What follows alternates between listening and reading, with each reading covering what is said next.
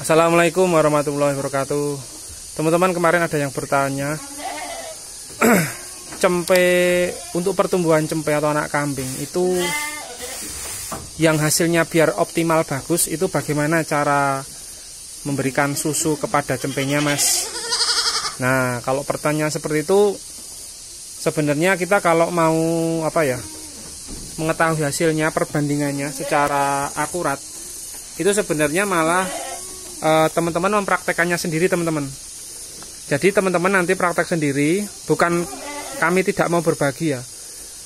Kalau secara teori itu jelas cempe itu selama mendapatkan full susu murni kambing, bisa dari induknya langsung atau dari induk yang lain, sampai usia 3 bulan 4 bulan itu pertumbuhan cempe jelas paling bagus, teman-teman. Syukur-syukur pemberian susunya itu dilebihkan, itu juga nanti pertumbuhan cempe sampai bagus. Nah, akan tetapi kita perlu melihat tujuan ternak kita, teman-teman. Kalau kita itu kan tidak bisa melihat hanya sebatas cempenya saja, tapi kita perlu melihat juga induknya. Jadi misalkan tujuan teman-teman itu untuk menjual cempe lepas sapi, nah berarti teman-teman harus mengoptimalkan susu kepada cempe tersebut biar nanti di usia lepas sapi 3-4 bulan pertumbuhannya itu optimal. Nah, tetapi kalau teman-teman itu mau mengejar populasi, biasanya indukan itu di usia 1,5 bulan setelah melahirkan itu biasanya akan birahi untuk minta kawin lagi. Nah, tapi kalau kita kawinkan, itu nanti induk bisa bunting dan susunya itu juga sudah berkurang, sehingga untuk kepentingan cempe sampai 4 bulan itu tidak bisa optimal.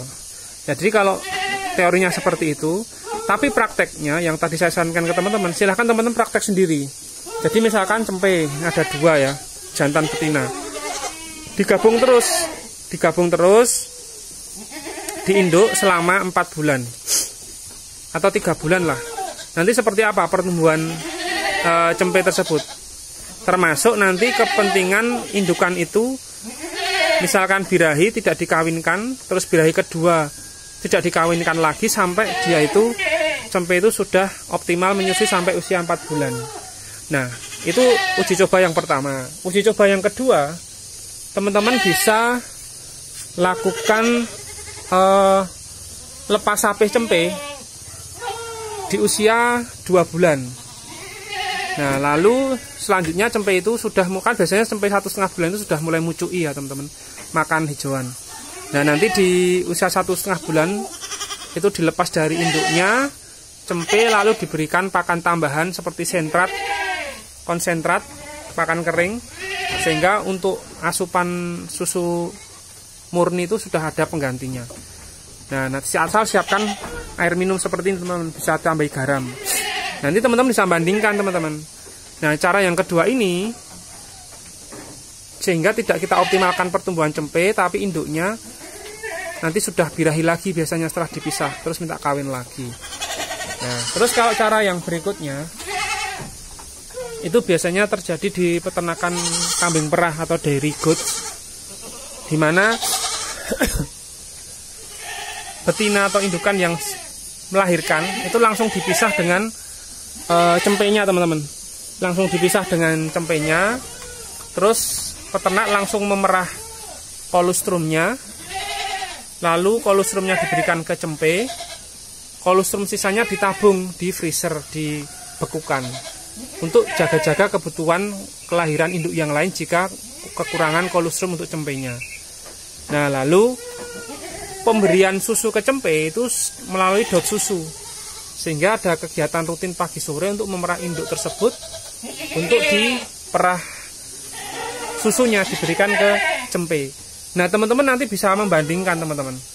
Nah, yang cara ketiga ini teman-teman tentu sudah mendapatkan cempe. Yang kedua, keuntungan teman-teman bisa menjual susu harian, susu kambing secara harian pagi dan sore hasilnya. Nah, dari 3 cara itu saja teman-teman nanti bisa membandingkan, teman-teman, lebih banyak mana keuntungan yang teman-teman dapatkan.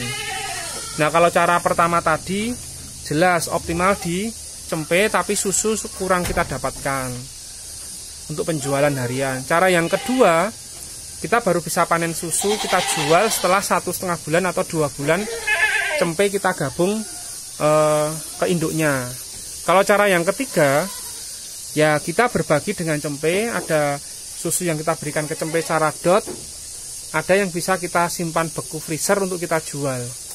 Nah, cara yang keempat, ini alternatif juga teman-teman. Jadi alternatifnya, pada saat cempe lahir, itu dari lahir itu digabung ke induk.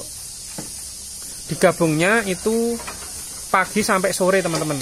Digabungnya pagi sampai sore. Nah, lalu sore hari sampai pagi hari itu dipisah. Nah, setelah dipisah dengan induk dari sore sampai pagi hari dipisah. Nah, pagi hari selanjutnya kita baru memerah susu induknya hanya sekali saja. Nah, jadi ini dipisah tapi bergantian. Jadi pada saat, saya ulangi lagi ya, pada saat sore sampai malam itu cempe dipisah, lalu keesokan paginya kita perah susu induknya. Nah, cempe digabung dari pagi sampai sore seperti itu. Nah, jadi itu beberapa cara. Nanti teman-teman ada 4 cara dan teman-teman harus membuktikan sendiri. Kalau ingin mengoptimalkan cempe, jelas digabung dengan induknya terus secara 3 bulan. Tapi nanti teman-teman silahkan membandingkan antara pemasukan hanya di cempe atau mendapatkan penjualan dari susu harian. Nah, termasuk indukannya pun nanti birainya juga akan lebih cepat jika memang teman-teman akan misah dengan cempenya. Karena apa ya? Karena faktor stresnya indukan itu lebih tidak mudah stres jika dipisah dengan cempenya. Nah, seperti itu ya teman-teman. Sedikit ada 4 cara tadi itu untuk pancingan ke teman-teman peternak untuk membagi. Terima kasih. Wassalamualaikum warahmatullahi wabarakatuh.